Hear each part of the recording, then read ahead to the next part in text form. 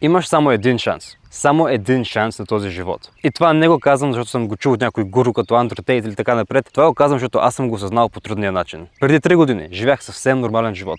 Бях нормално момче, учих, играх игри и въобще не правих нищо в живота си. Имах толкова много цели, имах толкова много мечти, обаче никога не бях предприел нищо. И да, знаеш, че имам само един живот, знаеш, че имам само един шанс, обаче нищо не правих тази информация. Ако се замислиш, има причина Господ да е сложил тази картинка в твоята глава, тази мечта. Не е защото би било готино, а сложил в твоята глава, защото това е визия, това е кой трябва да бъдеш. Той даде тази идея нарочно. Тази идея е преглед бъдещето, на кой можеш да бъдеш, на кой си създаден да бъдеш. Така че вместо да стоиш, може би в друг живот ще стигна там. Не, в този живот трябва, защото това е твой единствен шанс. И да обясня как това се случи при мен по трудния начин, нищо не правих. Абсолютно нищо не правих. Играх игри, живях с живота, ама повечето пъти скролвах, абсолютно нищо не правих, което имаше никакво значение. Нищо не правих, което градеше нещо в бъдещето. Само тренирах. Още нищо нещо, което правих. Един ден, точно беше на Свети Валентин, събуждам се и нещо не съм наред. Нещо много ме боле. Излизам, не мога. Боли ме корема. Стоя, лягам на земята. И 3 часа стоя, лежа. Стоя в болка, ама нещо не изчезва. Отивам в болницата, вземем линейката. Стоях там, 12 часа лежах и виках. Бях в болка. Нищо не беше наред. Карахме в операционната. Оправиха ме, 6 часа ме оправиха. Изведнъж само се събуждам. Аз само помня, ще трябва да режем, ще оперирам и викам, давайте, не ми пука. Това нямам спомен. Събуждам се в една черна стаичка, някакъв целият скован, завързан с колани. В някаква стая с някакви дърци пенсионери около мене. И аз въобще не знаех на кой свят съм.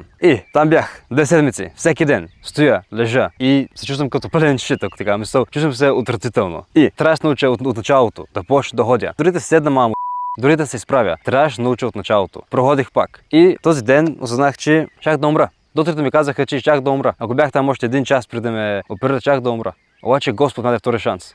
Но историята не свършва там. След това разбирам, че трябва втори път да отида. Пак да ме оперират. Викам, хубаво, този път ще е леко, супер. Дай да го разкарам. Отивам пак. Там лягам на кривата, такъв надъхан, усмихнат. Айде, почвайте ме, този път ще съм бомба, ще съм супер. Пак представят ме, пак събуждам в тъмна стаечка, целият вързан, не мога да мърдам. Цялото тяло ми направо ми крещи от болка. И пак ми казаха, имаше объркване, усложни се и пак бях там. 11 часа бях преспан и ми казаха, и пак нямаше да ме има. Просто чак да изчезна от света, без да съм постигнал, да съм направил нищо. И точно тези 2 случки ме научиха по труден начин, че имам само един шанс. Аз съм късмет, мен 2 пъти ме спаси, вече карам на 3-ти шанс даже. Обаче при теб може да нямаш с късмет. Имаш само един шанс. И сега това е моят последен шанс, това го знам. Точно заради това съм решил да се отдам на 100%, да се променя живота, да постигна нещо, да изградя нещо велико. И ти, ако имаш наистина каквато да е мечта, каквото да искаш да си спортист, искаш да си боец, искаш да си бизнесмен, искаш да си доктор, каквото да искаш, просто хвани го. Хвани се и не спирай. Обсеби се това нещо и просто действай до припадък. Прави го това нещо, нямаш втори шанс да го направиш това. Нямаш втори живот, в който ще можеш да изградиш своята мечта. Имаш мечта, Господ ти е дал за една причина. Така че действай газ към нея. Действай газ към тази една цел и ползвай това видео като знак. Знак да спреш, да отлагаш, да спреш да се разсейваш, да спреш да се съмняваш в себе си и просто фани го почни, защото няма да имаш друг шанс. Когато света свърши, когато ти умреш, няма да можеш пак да пробваш. Нямаш рестарт на играта. Трябва да го направиш точно тук и сега. Значи ползвай като знак и просто почни. Просто стартирай, направи малка крачка, отдай се на 100% и стига си го по времето с неща, които не са важни, като скролване, като дискотеки. Стига си го по времето с неща, които дори няма да ги запомниш, които нищо няма да изградят. Ти знаеш много добре, че си способен на много повече.